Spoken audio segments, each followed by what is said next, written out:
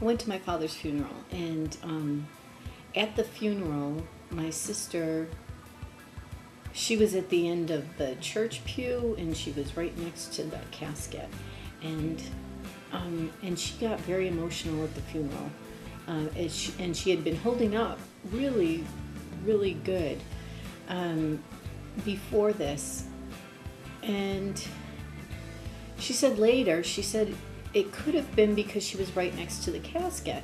And I said, oh, you should have let me sit. You know, I could have sat there. Actually, it probably would have been better if I did go sit there because I had to go up and do the eulogy.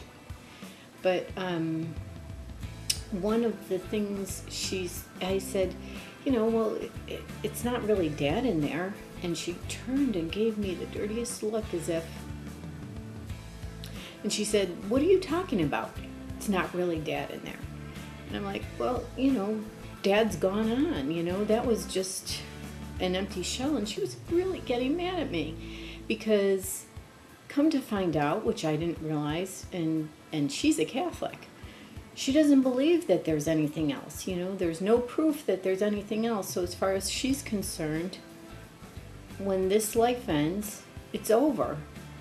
And you know, like, if you go back, there's another video I've done. I totally believe in another life. I totally believe that, you know, when this life ends, the spirit moves on. And, you know, I don't want to get into that again, but I don't necessarily think it's heaven. And I know for a fact it's nothing called hell or anything that looks like the hell that I grew up being taught about. But I do believe that the spirit continues on, that this is not the end.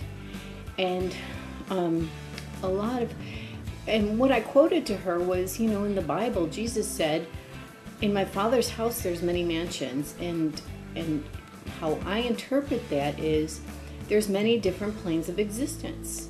And so I may be wrong, but I realized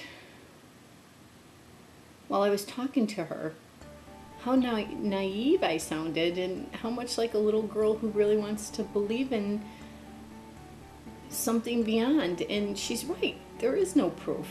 So in a way, I don't know who I felt more sorry for, her, because she doesn't have that additional belief where things continue to exist, or for me, for being so naive and childlike when it comes to faith.